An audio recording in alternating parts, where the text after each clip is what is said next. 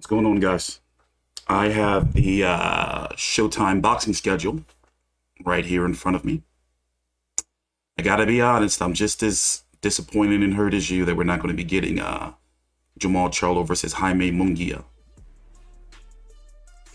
Very disappointing. We do get this, though. I'm excited about this. Errol Spence versus Ugas for the WBC, WBA, IBF 147-pound titles. Ugas' last win was against Manny Pacquiao, retired him. Pacquiao's going to be running for president in the Philippines. Last win for Errol Spence was last January against Danny Garcia after coming back from the car accident injury. And then he was supposed to fight Manny Pacquiao in the summer. Ugas, of course, ended up getting it. And he couldn't take that fight because of an eye injury. There was the old bloodsucker. Don't he look like he drink baby bone marrow? Jerry Jones. Adrenochrome. How you guys doing? So in 10 minutes, we're going to have the press conference, virtual press conference. It's going to be live, real time. We're going to head over to it for the fights that were announced on Showtime here. Let me just pull up the, I have the bottom, just use the boxing scene article. So here's the schedule so far. March the 26th, Tzsyu versus Terrell Gausha. Me and Big J are going to be doing an independent video on that tomorrow. Michael Rivera versus Joseph Adorno. Okay, I kind of like that fight. Elvis Rodriguez versus Juan Jose Velasco. April the 9th. Erickson Lubin versus Sebastian Fundora. Tony Harrison returns versus Sergio Garcia. Ooh, I like both of those fights. Kelvin Salgado versus Brian Perella. Yeah. Of course, on ESPN, not ESPN, forgive me. Showtime pay-per-view. We're going to have Errol Spence taking on Ugas. And Radhab Butayev versus Amanta Stanionis to be the WBA mandatory for the winner of that fight. Brandon Lee versus Zachary Ochoa. Okay, nice solid pay-per-view card, but is that it? That's the pay-per-view card, huh? We're missing like one more fight. I'm wondering if it's going to be Isaac Cruz versus Gamboa. You know, that's been rumored about. May the 14th, Jermell Charlo versus Brian Castano 2. Boots Ennis versus Castillo Clayton. That is on regular Showtime, ladies and gentlemen. Still missing one more fight for the 3-fight broadcast. Hasn't been finalized yet. David Benavidez is taking on David Lemieux. That's May the 21st in Phoenix. Elvis Gomez versus Jorge Cota. Yeah, okay, all right. That card's not looking too, you know. May the 28th, Gervonta Tank Davis versus Romero. No undercard fights have been listed for that yet. Maybe, you know, Isaac Cruz, Gamboa can follow on that. By the way, that Tank Davis fight versus Rolly Romero fight is going to be on in New York in the Barclays Center. You know, that's kind of getting me a little aroused. I haven't been to a fight in God knows how long, and I was a frequent at Barclays Center fights. Haven't been. God, I don't even remember the last time I've been. Maybe it was the one where the Charlo brothers took my soul. I don't remember. June the 4th in the Armory, Steve Fulton versus Dana Roman. Ooh, that gets my nipples hard. That gets him a little, you know. David Morrell, WBA world champion. It's going to be taken on to Calvin Henderson. You know, but whatever.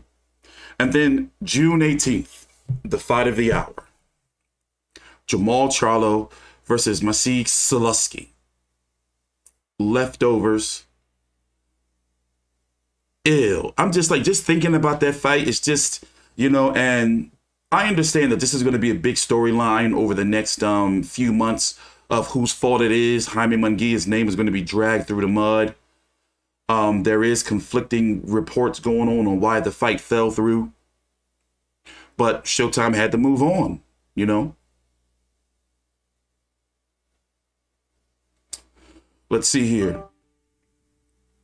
No audio. My audio's fine. You sound suspect. I sound suspect. What did I do? Seems like somebody's not comfortable with themselves. 30-2 with 11 KOs. Big fights, significant fights, somewhat. against Demetrius Andrade and Gabriel Rosado, Danny Jacobs, Jack Couquet. I spoke of this about 6 months to a year ago to be like, you know what? Charlo's going to probably end up fighting Adames or Sulecki. And that's because if you watch boxing, you could pretty much, understand like how like this works. You see what I'm saying? When you're a champion, you have to fight somebody in a sanctioned body ranked in the top 15. Sulecki's number 6. He already fought Derevianchenko. Alim Kanuli is over there being a WBO mandatory. Chris Eubank Jr., we don't know what's going on with him. Maybe we can see Jaime Munguia versus Chris Eubank Jr. And then whatever's going on with Carlos Adames. He's trying to become the mandatory. Hey, somebody put Jesus Garcia on timeout until he figures out how to fix his shit. Nothing's wrong with my audio. Hey, somebody is one of my moderators around here. Here, ignorant, you're a new moderator. Put that guy on timeout. Don't be disrupting me with your foolishness. Don't disrupt me with your foolishness. I mean, it's not like a bad fight. It's just like, it's just we were getting hyped for Munguia. But I kind of felt that the Munguia fight wasn't going to happen because of some network bullshit. It just was like, let me pull up this press conference. It's going to be starting in 4 minutes. It's going to be live real time. I'm expecting that we're going to hear from a significant amount of fighters that are going to be announced, and they're going to be taking questions. So God knows how long this thing is going to be. But Showtime is usually pretty good with this and not making sure they not having no 2-3 hour pay-per-view. Press conferences and whatnot. But yeah, it's just like, this is one of those things where I just want to stay the hell out of it. I'm not here to blame fighters. Charlo has lost out on 2 significant big fights, one against, Canelo, in which his name was in the hat. Another against Munguia. And, that fell apart because of some network broadcast issues. Here, let me pull up real quick what, before we head over to the press conference. What, let me see if you put it in his article. Maybe it's in the article. Let's go check this out. Plan C for Jermall Charlo was revealed Tuesday. Here, I'll put the link in the chat for you guys. Let me skim through this a little bit, through all the fluff. With Alvarez contractually tied to the zone at least through the end of the year, Charlo's handlers turned their attention toward another Mexican opponent, Jaime Munguia. Okay. PBC founder Al Heyman thought he had a deal in place last week for Charlo to meet Munguia in a Showtime event June 18th, or at some point in July. Representatives from PBC and Oscar De La Hoya's Golden Boy Promotions also discussed pay-per-view options for Charlo Munguia. Whether it was distributed by Showtime, DAZN, or both, putting the fight on pay-per-view would have drawn backlash from consumers who have grown increasingly frustrated with the overuse of the expensive platform by promoters, networks, and streaming services. Ultimately, negotiations ended. Let's see if it's anything we already don't know in here. In addition to a deal for Charlo to fight on Showtime, Munguia's co-promoters Golden Boy and Zanfer were presented with an opportunity to fight for the WBO vacant belt against Alim Kanuli. Munguia's handlers didn't adhere to the WBO's protocol once the period for voluntary negotiations with Alim Kanuli's promoter, Top Rank, ended. Rather than calling for a purse bid from Alim Kanuli, the WBO instead ordered a bout between Alim Kanuli and Danny Dignam. Dignam. Ew, who's that? It's just all a mess. And it's not really any known. We're trying to figure out. It's looking like it's on Golden Boy and Munguia's team, because from my understanding, the fight was supposed to take place on Showtime. And if Charlo lost, the fight was supposed to take place on Showtime. The zone would have had Mexican and UK rights to the fight. And then if Charlo lost, he would have had the fight on the zone. How doesn't that, make sense? But according to De La Hoya and other reports, is that the zone wanted something more. Like, what else did they want? They wanted to be involved in some type of way. Charlo Munguia, oh shit, let me get up to the press conference. Charlo Munguia doesn't move the needle to where, you know, two networks need to be involved. Like, this is the type of shit that make you mad with boxing. It's like, you motherfuckers are always fucking up something. And we getting sick of you. We getting sick of you. Boxing promoters and networks and managers. We are sick of you. We're tired. We're fed up. This is going on way too damn long. You know, it's like, bro, we can't have nothing because of some bullshit, fat cat, corporate media mumbo jumbo. Anybody trying to hear that shit? I'm a fan just like everybody else. And I'm getting untethered. So let me calm down, stop cussing. So we're sitting here waiting for the Zoom to start. Oh, hold on. There we go. Other fights that I'm interested in. Once again, let's run through the schedule real quick since we have it up here on the screen. I'm going to run through them again for you. Let me pull it up on the full screen. Run through them again. Next week, fight I'm going to be covering. Card I'm going to be covering. Tzsyu versus Dirrell Gausha, Miguel Rivera versus Recording in progress. Oh, shit. We're starting. Shh. Shut up, yo. We're starting. Shh. Shh. Shh. We're starting. Not yet. All right. So you got March the 26th. It's going to be Tzsyu, Gausha, Rivera, Adorno, Elvis Rodriguez, Juan Jose Velasco. April the 9th, Erickson Lubin versus Fundora, Harrison versus Garcia, Sergio Garcia, Kelvin Salgado versus Brian Perella. April the 16th, Errol Spence versus Yordenis Ugas, Razhab Butayev versus Amanta Stanionis, Brandon Lee versus Zachary Ochoa. May the 14th, Brian Castano, Jermell Charlo 2, Boots Ennis versus Castillo Clayton. May the 21st, David Benavidez versus David Lemieux. Yoelvis Gomez versus Jorge Cota. May the 28th, on pay-per-view, Tank Davis versus Romero. June 4th, Steve Fulton versus Dana Roman. David Morrell versus Calvin Henderson. June 18th, Jermall Charlo versus Maciej Sulecki. July the 9th, Mark Maxello versus Ray Vargas. That is our schedule, ladies and gentlemen. Fights that stick out to me: Maxello, Vargas, Fulton, Dana Roman, Castano, Charlo, Boots, Clayton, Spence Ugas, Razhab Butayev, Stanionis, Tony Harris. Well, good afternoon, everyone. I'm Brian Custer, the host of Showtime Championship Boxing, and welcome to the unveiling of the Showtime boxing schedule for this spring and summer. You know, it's only appropriate we do it now, considering this past week, Showtime Championship Boxing celebrated its 36th year of providing fight fans some of the biggest I'm fights fixing something in the sport. Wait a minute. And it all started back in March of 1986, Hagler versus Mugabe.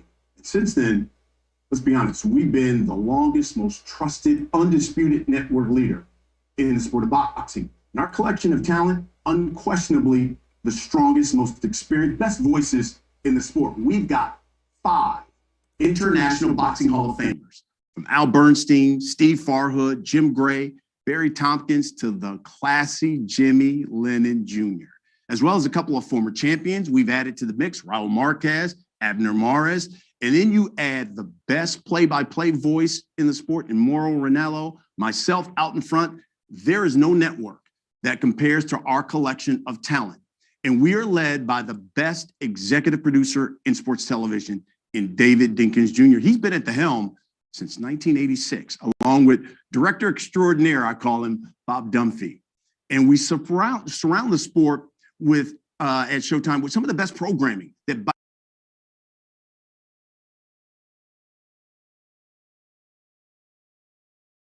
The Morning Combat, the Showtime Boxing Podcast, and now the newly added Last Stand with yours truly.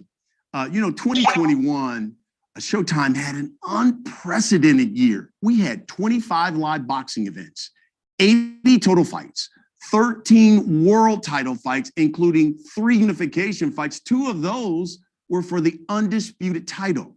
And instead of really just sitting on our laurels, patting ourselves on the back, 2022 will be another exceptional year, bringing you the biggest fights with some of the biggest names in the sport.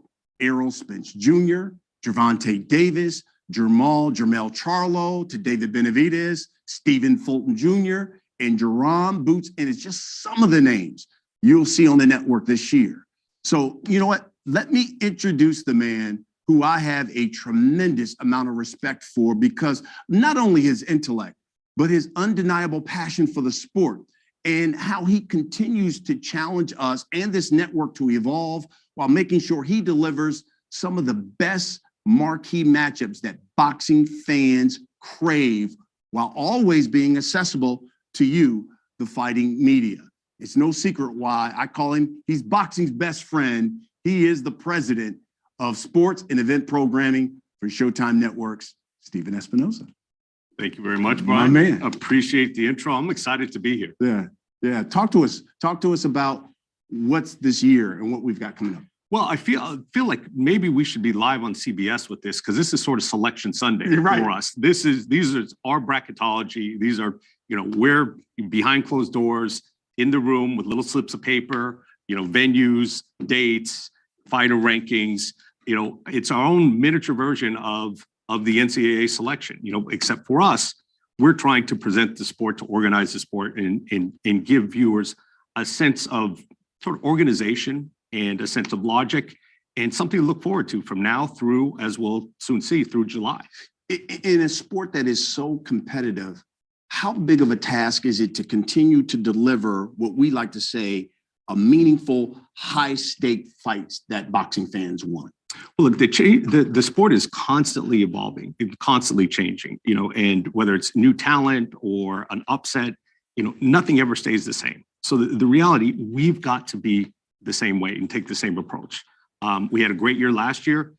We can't sit on our laurels, because again, we are on a constant mission to serve the boxing public, to our viewers, do the best quality programming, the best fights that we possibly can, and to be cutting edge on the production. So look, that requires constant vigilance. And there are a number of networks who say, okay, we have a schedule, but we do it a little bit different. We always lay out a number of fights, and here, we're gonna do this today. Talk to me about how hard is that to put something like this together? Look, it is challenging. It is difficult. It's like herding cats. I've used that analogy before. But the reality, it's completely worth it. I understand why, not many other networks, and I don't think anyone does it the way we do. It is time consuming. It is sometimes tedious. But the reality is it's necessary. There is no other sport that just rolls out sort of 1 week at a time. If you imagine the NBA, the NFL, Major League Baseball saying, here's our schedule for June or July. No, let's roll it out and give people something to look forward to. Television programming is scripted. No network says, okay, we're going to give you a couple shows that we're going to premiere in September, and then we'll let you know about October, November. Now, look, sometimes that's the way the sport has to work. Yeah. But where possible, we want to do the extra work, go the extra mile, and provide something for fans to look forward to and for people to talk about. Well, I know, listen, this is what you guys want to know. You want to know about the schedule. So let's take a deep dive through this schedule. Folks, we've got really 9 events across 5 months featuring 21 undefeated fighters. And we're talking about 2 world championship unification bouts. Listen, one of those is for 3 of the belts. The other is for all 4 of those belts. In fact, in total, I'm talking about 7 world championship matches, 13 belts at stake.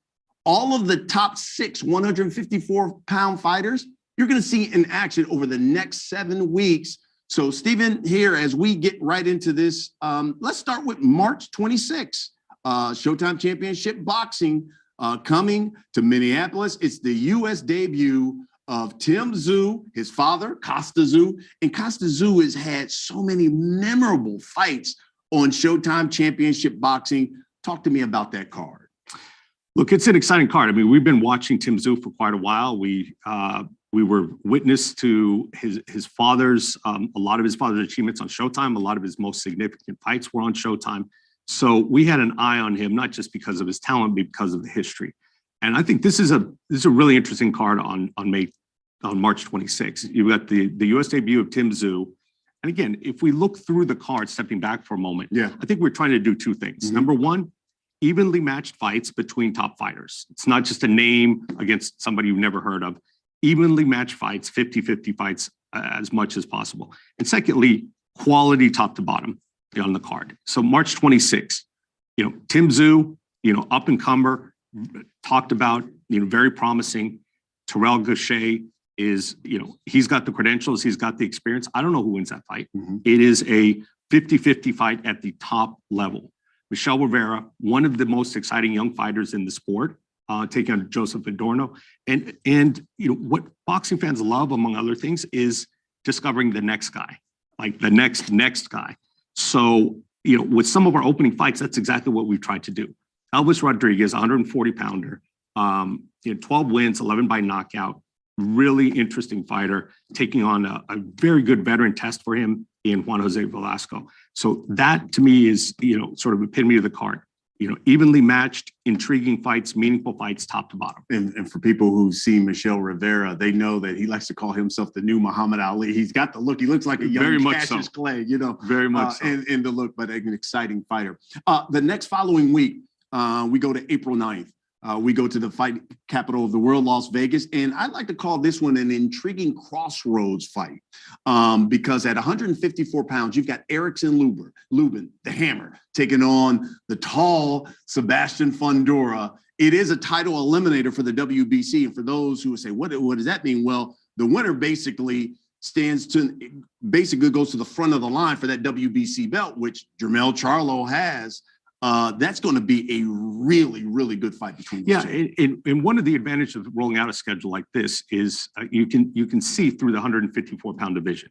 When you've got in the consensus rankings, all top 6 in that division, Charlo, Castano, Lubin, Tzsyu, Fundora, Harrison, 1 through 6, all in order. So now you can literally week by week compare one against the other and say, okay, who's going to be the future of this division?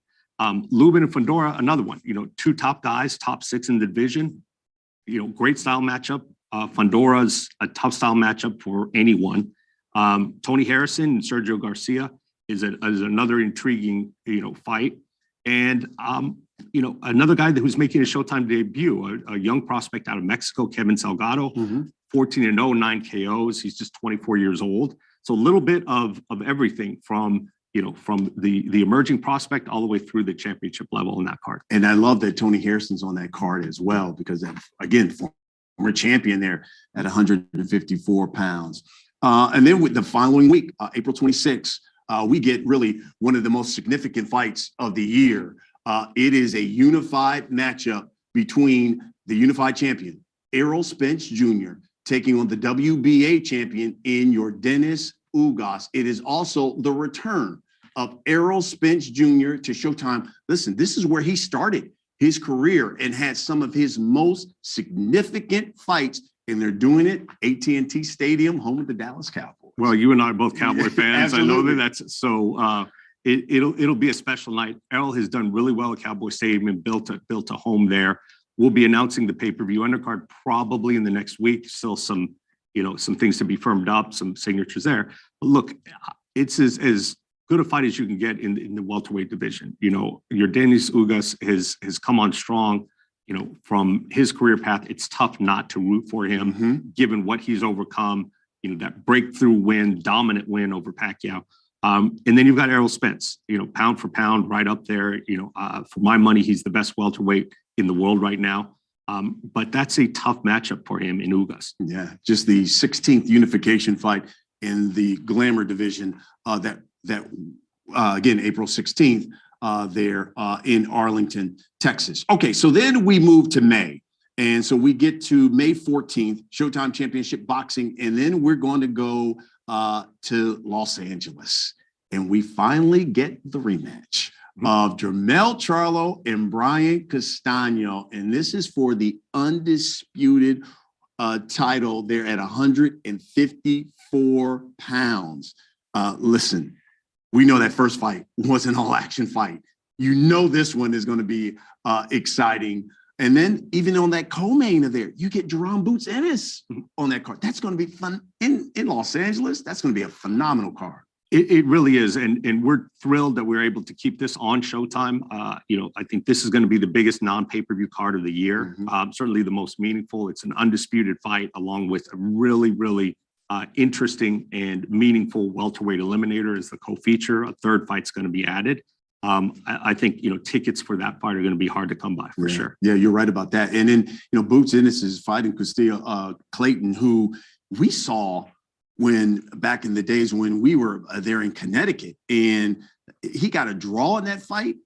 And there are a number of people who believe he won that fight, and Clayton's still unbeaten. That's going to be a really good step up. Big, strong young fighter. He is got really good amateur credentials.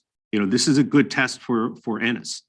People have been saying, look, it looks too easy when Boots is in the ring. Yeah. So we've been stepping up his competition. He's been meeting the challenge, and he's got a big challenge in Clayton. That's fantastic. Okay, so then the following week, May 21st, Showtime Championship Boxing comes at you from Arizona, basically the home state and hometown of David Benavidez. And David Benavidez is taking on David Lemieux. This is a really good fight there at 168. That's right. I mean, look, obviously, David's angling for one of the big fights, a super fight in the division. This is the next best thing. Two of the biggest punchers in that division. That's one where, I think the ref, can just take a coffee break for that fight. What those guys are going to do. There's not going to be a lot of movement. There's not going to be a lot of dancing. They're going to slug it out in the middle of the ring. And there on the undercard, again, we're highlighting another young prospect, Yoel Gomez, a Cuban 154-pounder, 5-0, 5 KOs, and highlight reel knockouts as part of that, taking on the veteran Jorge Cota. And that will be an all-action card. That's the goal there. And the interesting thing, I think, with Benavidez and Lemieux, especially with all the chatter that's going on surrounding Caleb Plant and Andre Dirrell, it looks like that fight is basically going to be made, and maybe the winners of Dirrell Plant, it seems, will finally be facing Benavidez Lemieux.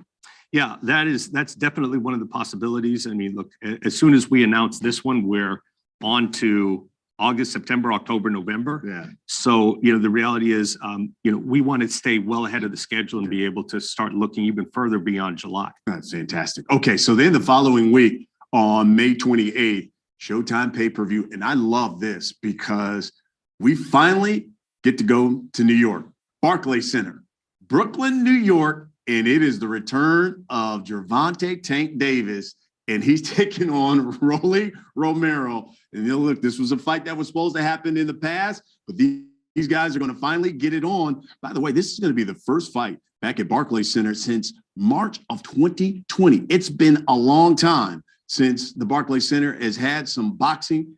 And not only you got Tank in New York, but this is the place where he won his first world title. Remember that Jose Pedraza fight that right? That was certainly a memorable fight. He was on the undercard there on a really great card. I think it was a Charlo headline fight, which in retrospect, you look back and you had Charlo and Tank on the same card at Barclays Center, phenomenal card, and coming back and headlining. We're thrilled to be back at Barclays Center. They're one of the strongest supporters of Showtime Boxing over the last 5-6 years. And I couldn't think of a better place for a fight like that. So then the following week, we get to June. It's Showtime Championship Boxing coming right back at you, and right back to Minneapolis, the Armory. And we get Stephen Fulton Jr., the unified champion, and he's taking on Danny Roman. Danny Roman has been begging for a big-time fight. He's the former unified champ. He's done nothing but win since he suffered that one loss. And now all of a sudden he gets in with the current unified champ, Stephen Fulton Jr. Right. And here we go again. Evenly matched fights between top-tier fighters. And it doesn't get better. That's one of, if you had to pick 2 or 3 favorites on this, at least for me personally, it's tough because there's so many good fights. But when you look at certain ones, you're like, there's just no way that this isn't an exciting fight. And this is one of those. With the style matchup between Fulton and Roman, the skill level of those two guys, 2 belts on the line, there's no way that that's not a fight of the year candidate.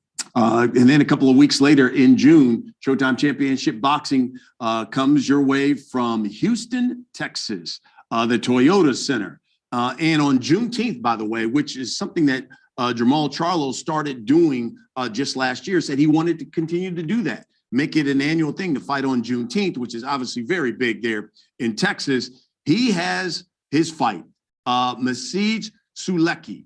So talk to me about this fight, Charlo defending his title at 160.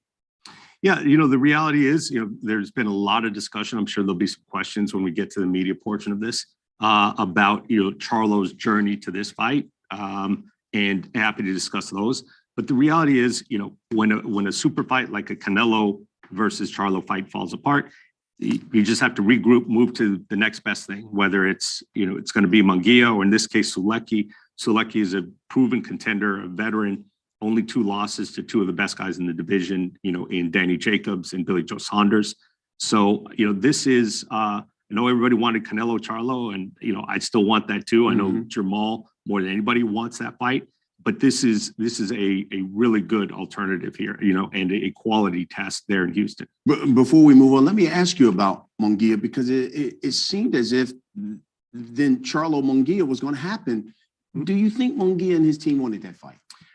I have no doubt that Munguia wants a fight. First of all, I would never question the heart of a fighter, and certainly someone as accomplished as Munguia. But Munguia had a deal. He reached agreement. He had accepted the terms of the fight. So I have no doubt, he negotiated out, accepted it, said, okay, I'm willing to participate in this fight in these terms. So for us, his part was done. He accepted the fight. Things broke down over networks and Munguia's promoters request that we bring in another platform to collaborate with. We can get into some of the details on that, but the reality, it just didn't make sense. We tried to make some concessions, alternating, we get the fight and, Munguia's network can get the rematch. Ultimately, that never got anywhere. And, we weren't able to reach agreement. So we've got to move on and get Jermall the best available fight after that. And, I think sometimes that's sad that sometimes in this sport, the promoters, when they get involved, things go left. So we go to July, and we're in the heart of the summer, and we're in a great fighting city of San Antonio, Texas. And Mark Maxayo, who we saw dethrone Gary Russell Jr. and take that featherweight title, the WBC featherweight title, gets his first title defense against the unbeaten Ray Vargas. Another one, I'd hate to keep going back to the well, but evenly matched fights among top-tier fighters. Magsayo, brand new titleist, Ray Vargas, established veteran. I don't know how that fight's going to go. It's a 50-50 fight, and that's what we set out to do. And I think we, without patting ourselves on the back too much, I think we achieved that. Top fighters fighting top fighters. Yeah, this is fantastic. I mean, you look at this here, and we've laid out here over the next basically, few months here, a number of high stakes, meaningful fights. I know there are people have umpteen questions for you. So let's get to it. All you've got to do, folks, if you take a look at our schedule, is hit the raise your hand icon there on the Zoom. And Chris de Blasio, who's our senior vice president of sports communications here at Showtime, he will acknowledge you, and then you can ask your question to Steven. So with that, as we take a look at the fight schedule, Chris, I know there are members of the press who have some questions for Steven. Let's get right to them. Yeah, thank you, Brian. Let's start with Keith Eidick from Boxing Scene. Keith, you should be able to unmute and go ahead. If not, Corey, I'll need that functionality. Got it. Hey, Brian, Steven, how you guys doing? Fantastic. Hey, Keith. Steven, can you speak to, I know the Butayev fight is, Evan Stanionis is a fight that people are really looking forward to, and it's going to headline a show on the network leading into the pay-per-view. Can you speak to the importance of putting that type of fight in a lead-in situation to a pay-per-view? Yeah, it's interesting. I think normally what people are used to seeing in a situation like this is, prelim fights are streamed, or sometimes there's a special. It doesn't do this card, this undercard justice to call it a prelim stream or prelim fights. I mean, you've got, we're opening the show on the televised portion of that championship boxing with Brandon Lee and Zach Ochoa. Brandon's been getting a lot of heat, 24-0, 22 knockouts, has looked phenomenal. Yeah. Zach Ochoa, a good young fighter as well. And Budev and Jonas, in that fight to position themselves for ultimately, hopefully a title shot. So that will be its own standalone show leading into the pay-per-view, and that will be on Showtime. It's something that we haven't done, but again, trying to deliver a huge night of boxing top to bottom. And, with these two fights, we just had an embarrassment of riches. So the reality is, let's put them on a platform, on the Showtime platform where they belong, give them the spotlight that it deserves. And Stephen, I just wanted to clarify, there will still be 4 pay-per-view fights altogether, right? Correct. And those undercard fights will be announced probably next week. Thanks, guys. Next question. Okay, we'll take our next question from Kirk Jackson. Kirk, go ahead. Thank you for your time. You guys showed the return of Errol Spence to Showtime. Is there any potential for another longtime staple with Deontay Wilder returning to Showtime?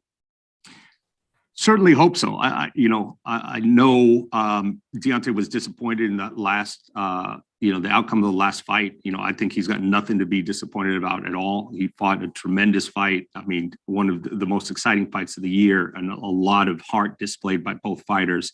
So I'm looking forward to having him back. Whenever he's ready to come back, I think he's still got a lot of mileage. I think there are still some mega fights out there for him. So, for my money, Deontay can't come back soon enough. He's fought 12 or 13 times on the network. We'd love to have him back. So, whenever he's ready, I'd love to engage in that conversation. And I had another question. I really love the balanced matchups that you guys have.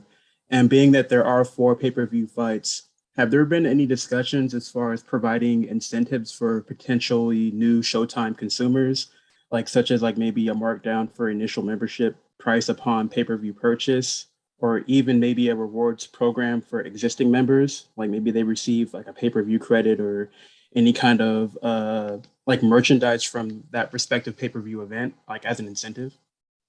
Yeah, I think those are all good ideas. And we've experimented with some of those overall, in the past, getting a free month of Showtime for, if you're not already a subscriber, and other ways to provide value, and for us, I think one of the ways we're providing value there is over delivering on the card. Not just the 4 fights on the pay-per-view, but 2 other really intriguing fights. So the reality is Budev, Stanionis, and Lee Ochoa would have been its own standalone Saturday night fight. So, here, if you want to look at it this way, it's a pay-per-view purchase. You're getting 6 fights, including 2 of which were probably worthy of being on a championship show by themselves. Thank you. I greatly appreciate your time. Thank you for the question. All right, let's go to Tony Page, New York Daily News. Tony, nice to see you here. How you guys doing? Good, Tony. Hey, Tony. Just one question for you, Stephen. You have so many fighters, so many good fights. How hard is it making all these fights? It seems like you might not have enough dates. I mean, you could do a fight every weekend, it seems like. How hard is it to put it together? Yeah, look, I wish I had an unlimited checkbook. We all do. I'm not sure, I'm not sure how all of us feel about traveling every single weekend, but we certainly That's could a very schedule it good that question. way if we wanted to. But, again, we try to strike the balance. We're looking for the cream of the crop, both in terms of the highest level and even at the showbox level. So, there's a lot out there, and certainly our eyes are bigger than our stomachs, so to speak, on this. There's a lot of fights that we wish we could make. But I think, when we look at the amount of cards that we were doing, 25 live boxing telecasts last year, 18 of which, I believe 18 or 19 of which were championship level fights. There's no one really delivering that level of fights so frequently. So in terms of high level fights, frequently, no one else is doing what we're doing, and we're pushing to do more. Thanks, guys. All right, thanks, Tony. Let's go to Dan Canobio. Dan, you can unmute and go ahead. What is going on, guys? Hey, Dan. Hey, Dan. I got a question for you, Stephen. The New Yorker in me is very happy to see Tank Rolly come back to the Barclays. Will there be more fights at the Barclays Center? It's been a staple over the years, and it's kind of dissipated since COVID. But that's the first question. And number two is, I noticed that Caleb Plant was missing from the schedule. There's rumors of him fighting Anthony Dirrell. What's the latest with Caleb Plant? And will we see more fights at the Barclays Center? Thanks, guys. Yeah, we're thrilled to be back at Barclays. You know, as many of you know, there was a change of ownership in the Nets and in the Barclays Center, right? You know, just pre-pandemic. So between the pandemic and change of ownership, and and a bunch of things going on with New York venues and the requirements to get in, it just wasn't the right time. On top of that, and this is an issue across the sport, we're still dealing with the sort of repercussions of the pandemic shutdown. And one of the things is, look, every music act that had to shut down for 18 months is now on tour. So venues are really tough, and especially top tier venues. Staples Center, the Barclays Center, among the two busiest in the nation. Sometimes there'll be periods of 4, 5, 6 months where they don't have a single Saturday, or maybe only one single Saturday. I think in the first couple quarters of 2022. That March 19th Saturday date was the only date that they had available. So we'd love to be back there, more frequently. The Barclays Center in particular, Staples as well. But it's tough. There's a lot of demand there. But I think going in there and forming the relationship with the new ownership, letting them experience a high level, exciting event like we've been doing at the Barclays Center is the best way to get more fights at the Barclays Center going forward. And Caleb Plant. Oh, that's right. Caleb, again, this is by far not an exhaustive schedule. There are undercard fights, there are showbox fights. There's a lot more to be added. So, Caleb fought admirably in the Canelo fight. That was an exciting fight, and he certainly has nothing to be ashamed of. We're looking forward to having him back. He's not in the schedule for through June, but that doesn't mean that he won't be on our schedule in the fall. And whether it's Dirrell or Benavidez or both, we look forward to have him back as well. I think it's going to be on Fox. Okay, thanks, Dan. Let's go to Carlos Toro. Carlos, you're up. Thank you. Thank you so much for the time. First question, obviously, Stephen, you mentioned about making evenly matched fights for Showtime. And, one thing that I also noticed in recent years is how some of these big fights on Showtime also led to, other big and sometimes bigger fights for the network. So obviously when you're planning these fights and rolling out the schedule, how much sort of that long-term matchmaking sort of play a role? Like, for example, having Tzsyu and Gausha and the winner likely fighting the winner of Charlo Castano next. So how much sort of that play a role when you're sort of making these fights and rolling out the schedule? It's a great point, and it's a very big role. And that's one of the advantages. Look, the Tzsyu Gausha fight is a big fight in itself. But on top of that, if the winner, whether it's Gausha or happens to be Tzsyu, goes on to a title fight, at least in the case of Tzsyu, that our audience will be more familiar with him going forward. So, we don't always like to see a guy just pop up for a title fight. We'd like to get him there. And if you've been along for the journey with Boots Ennis, you're invested in getting him to a title shot and positioning him in the welterweight division. Same thing with these 154 pounders. I think it's a benefit to the sport when we can sort of show the path toward a title fight. Mm-hmm. It's not just, hey, here's a title fight, Right. but you can see it coming, months in advance. The chess pieces moving around, and to be able to say, okay, I'm watching this fight and it's meaningful because the winner of this fight gets X or Y or Z. And I think that's probably when you look at that 154-pound division, as you pointed out, we have the top 6 guys here. It'd be meaningful to see those guys, whoever wins. I mean, Charlo Lubin again would be unbelievable. Charlo Harrison again would be unbelievable. But let's see those guys battle it out and see who's the best of those guys, and then fight the champion. And it's something that that historically boxing has been criticized for, and I think unfairly so, at least currently.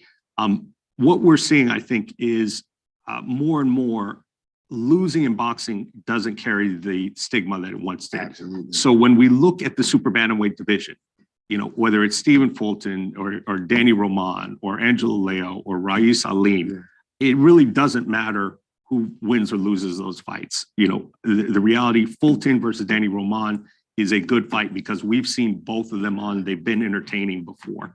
And so we will continue round robining guys like that. And that's another advantage of putting out a schedule like this, is becoming familiar and looking at the possibilities going forward. That's good, sir. Next question. And one other question, I had, obviously, you mentioned that having that Showtime championship boxing card leading into the Spence Ugas pay-per-view sort of first time thing. Are you looking at that as a one-time thing, or is maybe looking at that as an experiment that you might consider doing for future pay-per-view events?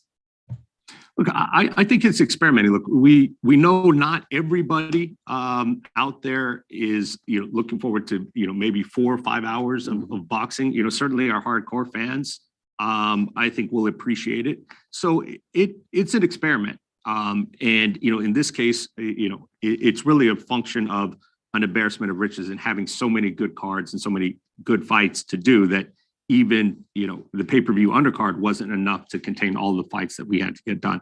So I think as long as we can deliver that level of quality, why not double down and make this one of the biggest boxing nights of the year? In this case, 2 really intriguing TV Showtime fights along with a pay-per-view card.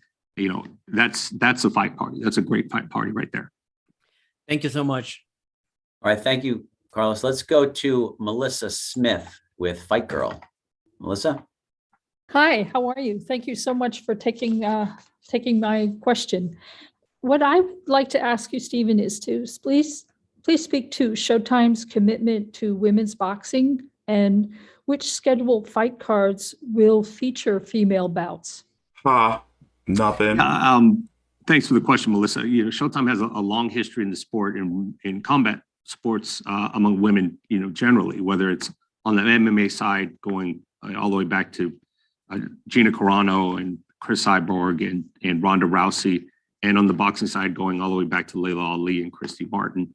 And more recently, we've had Katie Taylor on, we've had Amanda Serrano on, we've had Clarissa Shields, we've had sort of the best of the best. Obviously, this card does not currently include any female fighters. I think there's been a run, and I think rightly so, and I think it's a good thing. There have been other platforms who have really made a run at signing some of those fighters. Obviously, Amanda's fighting in a big fight on another platform coming up. But we're actively looking to populate. She put him on the spot with that one. I don't want to throw any names out while we're working on them, but it is a priority. It is something that has been a priority in the past, and we want to continue the tradition here at Showtime of contributing to and building women's combat sports. I appreciate that. And just as a follow-up, will you look to use Showtime After Dark as a platform for featuring some of those newly signed fighters in the way that you Showtime were After able to use Dark that platform to show Clarissa Shields fights? Yeah, I think there's a lot of different platforms, from Showbox to streaming to pay-per-view undercards to Showtime. Look, the reality is there's as much talent in women's boxing today as there has been, at any time since it became commonplace in the U.S. And it's only continuing to grow. So I know that we will be, adding some female fighters to this, and I think we're actively looking for the next generation of star female fighters. Thank you very much. Okay, thanks, Melissa. We got time for just 2 more. Let's go to Marquise Johns, New York Fights. Marquise? Thanks, Chris. Good morning, Stephen, Brian. How you guys doing?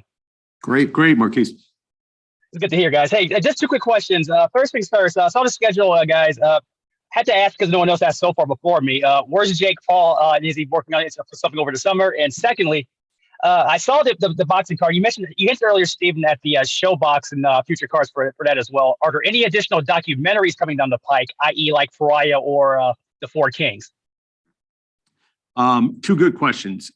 Jake had a really, really busy 2021. 3 big events, 2 of them with us, and it's taking a little bit of time to sort of recuperate and tend to his many other businesses.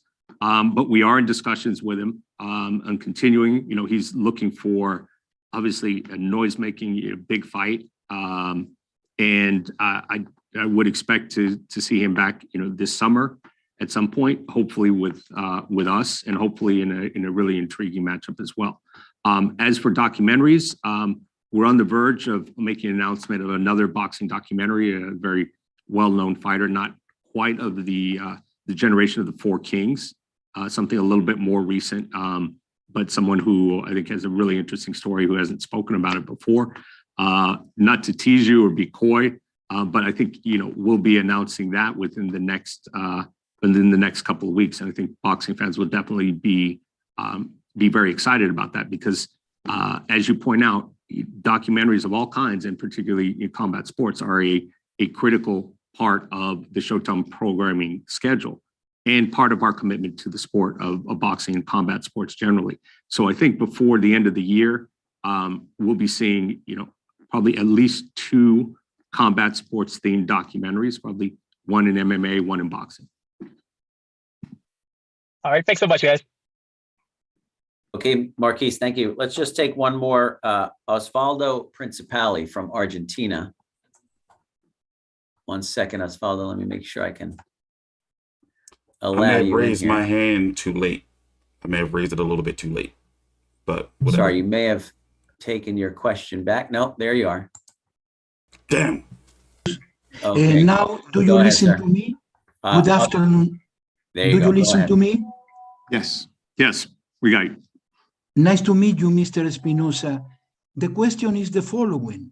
Castano-Charlo rematch is a very important sport success for Argentina. In first time, was a wonderful news, a nice news, the change of the city of the match. Out of Texas, the state of the champ, the state to Charlo, and arrived to Los Angeles. In Los Angeles lived the second population to Argentina in United States.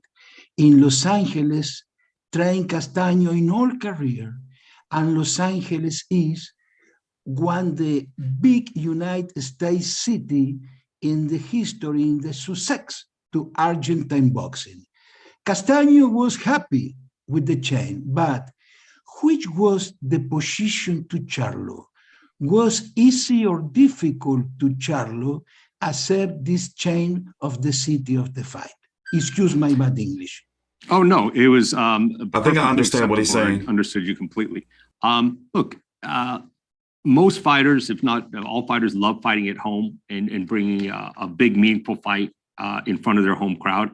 But at the end of the day, it was not difficult. Charlo was not nervous about taking this fight outside of Houston. He'll have his fans in Los Angeles as well, as will Castano. So look, those guys are professionals. They fought in front of hostile crowds. They fought in front of friendly crowds. So the reality, I think, speaking for most fighters, they just want an exciting crowd, something that's going to add to the event. And certainly in Los Angeles, you're going to get fans of both fighters. You've got a knowledgeable boxing fan base. I think it couldn't be better. A fight of that magnitude deserves, a huge spotlight like the city of Los Angeles will give it. Fantastic. Thank you very much. Thank you. Thank you for your questions, and thank all of you. Yeah, great question. I for your understood it. questions. Stephen, before we wrap this up, just give you the floor here. Your final comments on this schedule, man. When I look at this, 9 events across 5 months. Yeah, and that's my response. Is like taking a deep breath. It's sort of like, okay, we were making tweaks to this as recently as about 11 p.m. Last night, rewriting the press release this morning. So it is an endeavor, and now the reality is we'll execute on these fights, but we get to work immediately on fleshing out from July forward, because among everything else, our commitment here is to deliver the best possible fights to our subscribers, and that is something we've been doing for 36 years, as you pointed out in your open. And, we're here, we've been here, we're not going anywhere. We've got a proven business model. We know the sport, we present it better than anyone else. And we've got the passion and belief and the experience of the sport that this sport deserves. Folks, all you need to know, again, 9 events across 5 months, and you're going to see 7 world championship matches. 13 belts are going to be at stake. You're going to see all top 6 of the 154-pound fighters in the world in action across the next 7 weeks.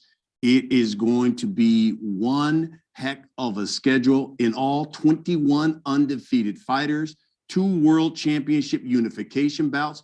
One of those unification bouts are going to be for 3 of the belts in the welterweight division. The other, all 4 of the belts, undisputed there at 154. And we're going to kick it off next weekend, March 26th in Minneapolis. It's going to be a fun ride. We cannot wait to see you at the fights. For Stephen Espinoza, I'm Brian Custer. Thank you for watching.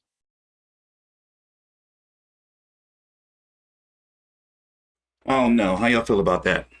That's schedule. I mean, there's fights that I like. Obviously the big disappointment is we're going to see Jermall Charlo take on Maciej Sulecki. I'm not blaming Jermall Charlo in this situation. If we look at the details we've been given and what Stephen Espinoza has been saying, and even what the team of Jaime Munguia has been saying, with some extra mumbo jumbo that fans don't care about. About like, well, the fight's, going to be on Showtime, but the DAZN wants to broadcast some portion of it or something in there. Like, fans don't give a fuck about none of that. And the sad part about it is Jaime is going to take the fighters are going to take a lot of heat. You see what I'm saying? Social media in the next few months, all the way up until after Jermall Charlo fights Sulecki, is he going to take a lot of heat? You see what I'm saying? Let me run down the fights that have been announced so far and tell you the ones that I am interested in. The one that sticks out to me the most, obviously, Spence, Ugas, Charlo Castano 2. That fight is happening in LA, even though on the, it said Houston on the Boxing Scene article earlier, but it's happening in LA. That's what the last question was about. The guy was pretty much asking about, moving the fight out of Texas to Los Angeles. And Los Angeles has a pretty, big Argentinian fan base or following, which I didn't know. So here, let me pull this up here. Let's go look at this. Let me zoom in, I guess. So listen, where are we at? Where's it at? March the 26th, me and Big J are going to be covering this card. It's going to be here in the States on Showtime in the Armory over in Australia. It's going to be on pay-per-view. Here, let me show you what they're charging over there for Tzsyu versus Dirrell Gausha. The Australians getting that shit on pay-per-view, baby. Where's it at? Where's it at? They got to pay $60 for this joint over there. But me and Big J going to talk about that. Is it crazy? But yeah, Tzsyu, it was originally supposed to be on the undercard of Charlo versus Castano 2. But my guess is Tzsyu and his team were really like, no, we going to call for our mandatory shot if this fight gets postponed again. You better give us something. So PBC had to give Tzsyu his own card. That's what it looks like to me. Michelle Rivera versus Joseph Adorno. Elvis Rodriguez versus Juan Jose Velasco. On April the 9th, you're going to have Errol Lubin versus Sebastian Fundora. I like that fight. Tony Harrison versus Sergio Garcia. I like that fight. Kelvin Salgado versus Brian Perella. Yeah. And I'm talking about, if I say, like, I like the fight, it's like, okay, all right. You know what? I'll turn down some sex for this fight. Right? I'll be like, you know what? I'm going to go watch some boxing. April the 16th. Errol Spence versus Yordenis Ugas. Okay, all right. Ooh, very seductive. That is seductive. Ugas beat Manny Pacquiao with one arm. Errol Spence had that eye injury in the car accident. Many people saying he done. So that fight's got some real prime seduction to it. High erotica there. Ratzhat Butayev versus Amantis Stanionis, the Lithuanian. That is the Showtime pay-per-view. That is the, is there going to be, wait a minute. Get this. Y'all see that? So, correct me if I'm wrong, but this can't be right. Maybe I'm a little high, okay? Okay, this is what they were talking about. This is a regular Showtime event, okay? So what does this start early or something? Brandon Lee versus Zachary Ochoa, Butayev versus Stanionis is a Showtime event. It says proceeding in the pay-per-view. So what's going to be the pay-per-view card? And my question here was, any truth to the rumors of Isaac Cruz versus Gamboa, or any plans to add Isaac Cruz to one of these cards? So we don't know what's going on with Isaac Cruz. That was going to be my question. I was going to ask, is Isaac Cruz going to be, fighting Gamboa on one of these cards? So basically, what am I? So wait a minute. On April the 16th, we're going to get an early Showtime card with Brandon Lee versus Ochoa, kind of like how Fox does the prelims before the main event, before the main card on pay-per-view. So, and then the pay-per-view is going to start at regular time, 10 p.m. So should we be expecting 3 more fights to be added onto the pay-per-view, or are they doing some type of experiment? Because he did say experiment, where basically they're only going to charge us $80 for Spence versus Ugas. Am I high? What's going on with that? What's going on with that? That's a legitimate question, though. That's a little fishy. Go back and watch the press conference if you want to understand what I'm talking about. Espinoza was asked by, I believe, Carlos Toro about, what's going on. Like, is this going to be an experiment where Showtime's going to have a card on a regular Showtime leading into the pay-per-view? Something's funky going on with that. May the 14th, on regular Showtime Championship Boxing in Los Angeles, you're going to have Jermell Charlo versus Brian Castano 2 for Undisputed. Boots Ennis versus Castano Clayton in the IBF Eliminator. Looks like he's on the IBF path to try to go after Errol Spence. We talked about that last night in my stream. May the 21st. Oh, by the way, Charlo Castano 2 and Boots Ennis, Castano Clayton, that gets me seduced too. That's high erotica for me. I'm interested in that. David Benavidez versus David Lemieux. I don't know. That's tickling my fancy. I'm kind of, because it's going to be some, as boxers like to say, well, it's going to be fireworks. Somebody getting beat the fuck up, and I think it's going to be Lemieux, but that's just me. Or if it goes the distance, by the way, this is to be the mandatory for Canelo at 168. But Canelo, in my opinion, I'm telling you first, it's probably going to be made WBC franchise champion at 168, May the 28th, Tank Davis versus Rolly Romero. That's going to be on Showtime pay-per-view. Now, what really brings my piss to a boil with that is the same day, the same month as Canelo versus Bivol. So, ladies and gentlemen, you're going to have 2 $79.99 pay-per-views. I believe Showtime may be $74.99. I forgot. But you're going to have 2, let's just say $80 pay-per-view because after taxes. $80 pay-per-view, and you got to pay your taxes. In the month of May, you're going to have to pay $160+ in pay-per-view. That ain't right. That ain't right. The people don't deserve that. I don't know who do you think they are. That undercard hasn't been filled out yet, but maybe Isaac Cruz versus Yorkis Gamboa can land on that.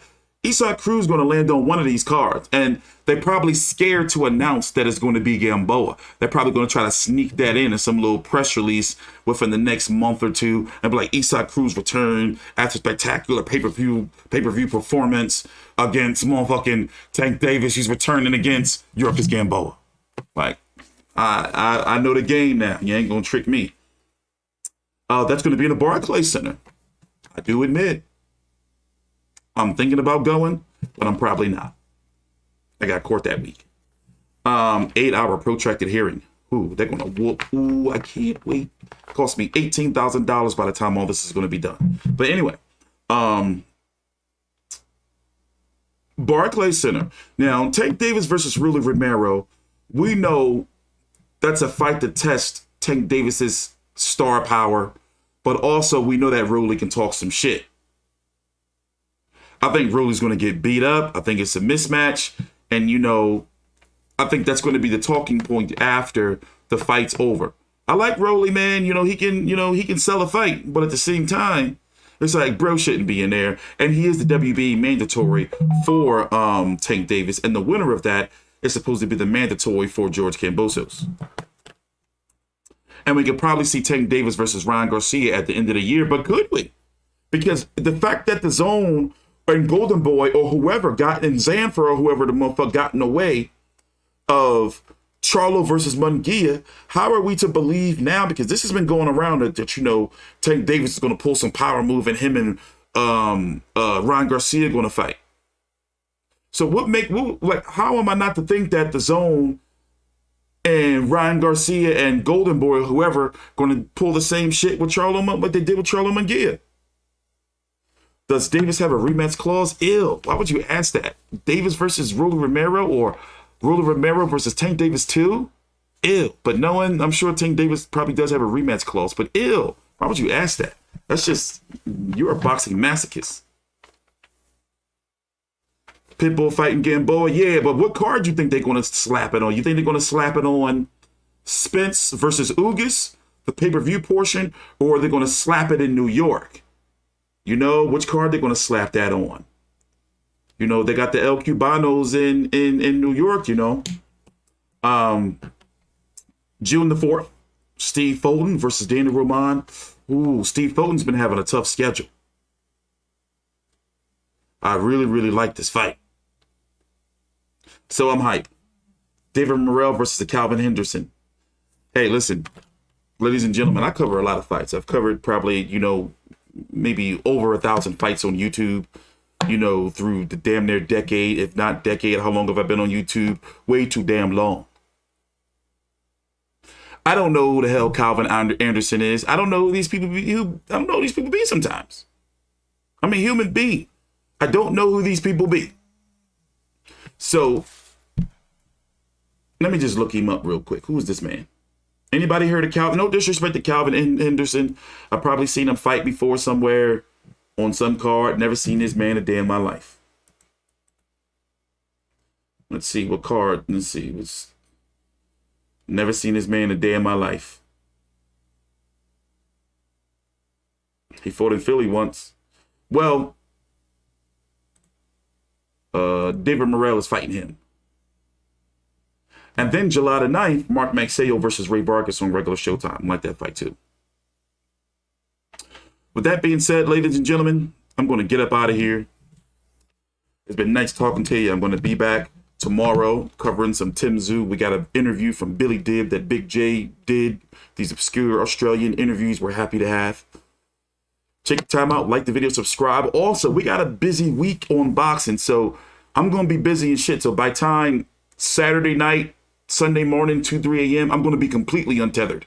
You know, I'm looking at the schedule and it's like, damn, I got to cover these fights. You know? But whatever, man. From now on, it's going to be pretty much no breaks. We get like one break of like soft boxing like the first week of April. Then after that, it's balls to the wall. You know what's going down. I'm up out of here. Thank you for watching.